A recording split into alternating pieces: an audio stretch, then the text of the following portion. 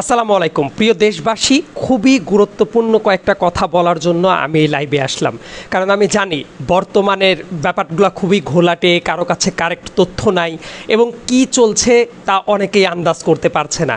সবার আগে এই মুহূর্তে যেটা জরুরি, যারা সমন্বয়ক আছেন তাদের কাছে অনুরোধ করছি এবং যারা অন্যরা আছেন, খুবই দ্রুততম সময়ের ভেতরে একটা তত্ত্বাবধায়ক সরকার গঠন করা অত্যন্ত জরুরি হয়ে পড়েছে।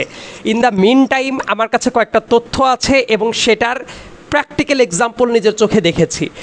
অনেকে যারা মনে করছেন আওয়ামী লীগের অস্তিত্ব বাংলাদেশে নাই, তারা ভুল। কিছুক্ষণ আগে এই রাতের বেলায় ডিপ্লোম্যাটিক জোন বাংলাদেশের, এই জোনে কিন্তু পুলিশ আর্মির ওপরে গুলি চালিয়েছে এবং এই পুলিশটার যারা নেতৃত্ব দিচ্ছে দুই একজন আওয়ামী লীগের নেতা এখনও স্টিল ভ্যালিড। সো এই ঘটনা যেটা ঘটছে, অনেকের মাথায় কিন্তু এটা নাই, মানে পুলিশ আর্মিকে গুলি করছে। Can you imagine this? এইটা কিন্তু এখন পর্যন্ত চলছে এবং আজকে রাতের বেলায় এই যে সরকার গঠিত হইল না, যেটা হয়ে যাওয়ার কথা ছিল, এইটা যত প্রলং করা হচ্ছে তত কিন্তু সংকট ঘনীভূত হচ্ছে।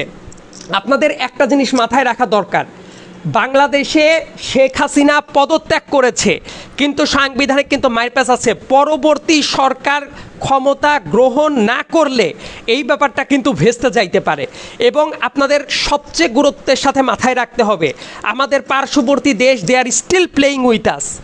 ইউ নেভার নো, যে কোনো মুহূর্তে একটা কাউন্টার কু কিন্তু তারা তৈরি করে ফেলতে পারে এবং বাংলাদেশে যে প্রেক্ষাপটটা তৈরি হয়েছে এই মুহূর্তে, মানুষ যারা বাইরে আছে তারা সংখ্যালঘুদের পর আক্রমণ চালাচ্ছে, বিভিন্ন কলকারখানার পর আক্রমণ চালাচ্ছে, পাবলিক স্পেয়ারে আক্রমণ চালাচ্ছে, জানমালের পর আক্রমণ চালাচ্ছে।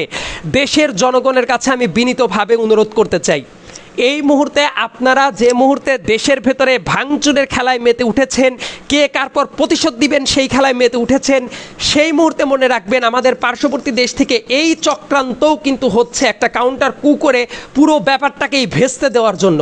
মনে রাখবেন আমাদের দেশে যদি একটা গৃহযুদ্ধ টাইপ অবস্থা শুরু হয়, তার সবচেয়ে বেশি বেনিফিশিয়ারি হবে তারা এবং আমাদের দেশের তরুণদের থেকে শুরু করে প্রত্যেকের স্বপ্ন পুরাপুরি ধূলিসাৎ হয়ে যাবে।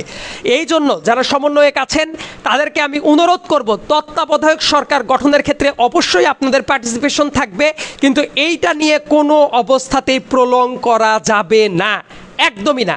যতক্ষণ আমরা প্রলং করছি ততক্ষণ পর্যন্ত কিন্তু সংকট ঘনীভূত হচ্ছে। মনে রাখবেন পার্শ্ববর্তী দেশ থেকে যে চক্রান্ত হচ্ছে, কাউন্টার কুর পরিকল্পনা চলছে, দিস ইজ ভিজিবল।